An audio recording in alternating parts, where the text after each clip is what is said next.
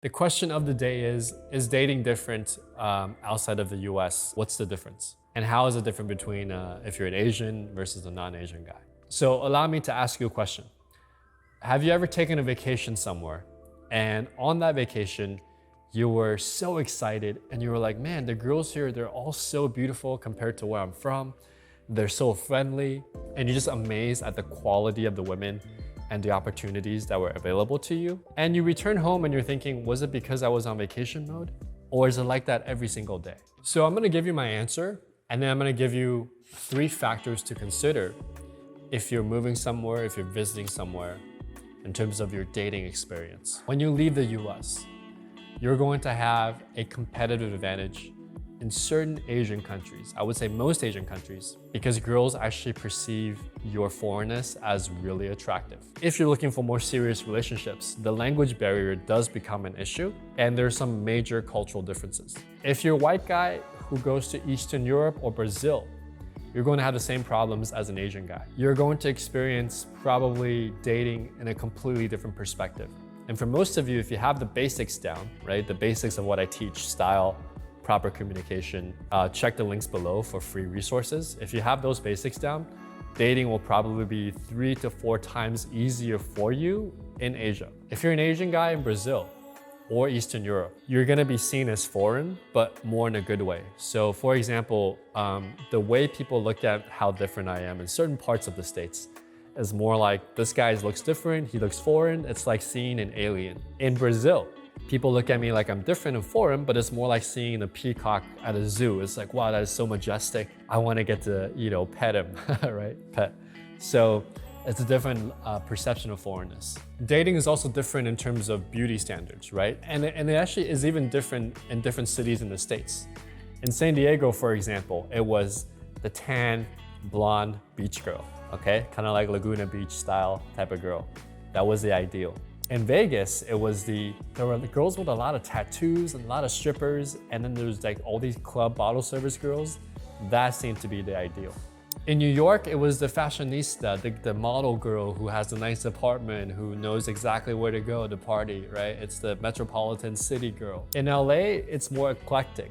There are girls who are in the film industry, actresses, models, certain artists, right? In San Francisco, it's the hippie artists. When you go to Eastern Europe, the beauty standards, it's actually quite good. They're mostly in shape, they're stylish, they speak English, they're educated, and they have more traditional values. In Brazil, right? They don't dress up as much, but the girls are naturally beautiful. Brazil is a very diverse culture, right? They're mixed with Black, Asian. There's so many different types and shades of Brazilian girls. In Taiwan in particular, Korea and Japan as well, it's the pale-skinned Asian girl who's got the perfect skin, nice body, and the face, right? One of my Taiwanese friends, she said, all the girls here are skinny. So we can't compete on being skinny like in the States. We compete on how good our face looks and how curvy we are, right? And our makeup skills. That's why Asian girls have great makeup skills. That's one of their competitive areas, okay? I will say that on Tinder, Bumble, on dating apps, in the States, I have to filter out a lot of obviously overweight girls. In Taiwan and in Brazil and Eastern Europe, it doesn't seem to be a problem. It's like 10% of them are like that. And in the States, it's like 40 to 50%, depending on which city you're in, right? And if you don't like girls who are chubby cute or overweight, in the States, that is a big problem. In the States, right? Girl from her 25 onwards, it's not abnormal to expect her body count to be 20 plus. In her 30s, right? Anywhere from 30 to 50 is reasonable. Some have even more. Here in Taiwan, very rarely do I see it. It's either really high or it's like less than 20 by the time they're 35. Sometimes even less than 10. Women are more conservative here, okay? The majority of them. There are some who are what we call foreign chasers. They go to these expat bars and they look for American looking guys. That's a small percentage of the population. In Brazil, okay, sex is traded more freely, part of the culture, right? So the body counts are higher, but the girls also have very traditional values. They cook, they care for the man. In Eastern Europe, it's a mix. Some Eastern European countries are really conservative, where the body count's really low, and some of them are more flexible, let's say. Okay, so it just depends on the country. If you like diversity, Brazil, extreme diversity from blonde to dark-skinned beauties. America also has a lot of diversity, especially in a bigger city like New York. Europeans to Americans, blonde to brunette, all types of people. And in Taiwan, honestly, it's mostly Asian girls, right? You'll find the occasional white girl in the expat community, but usually they're not the cutest ones, and there's not that many number of them. The last thing you should consider is cultural affinity. How did I grow up? How culturally do I feel in sync with American girls versus Eastern European girls versus South American girls versus Asian girls, right? For me, for example, a lot of my conversations with Asian girls, I speak Chinese, which is great, but I feel like culturally we're a little bit different. Sexual compatibility wise, I'm more compatible with Brazilian girls, American girls, certain types of Eastern European girls. So take those into consideration.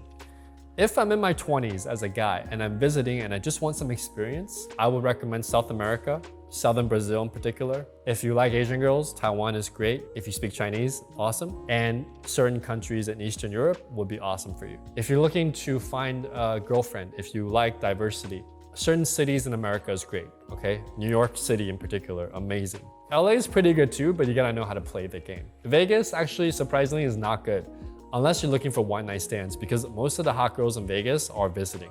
If you want to date Asian girls, smart, ambitious, traditional, I think Taiwanese girls are great. So it just depends on, what type of girls you like, what your current dating priorities are. If you want to know the exact cities, exactly where to go, I do talk about them and I break down how to date freely as an Asian guy and also as a non-Asian guy. If you're an Asian guy, check out datingwithoutborders.net.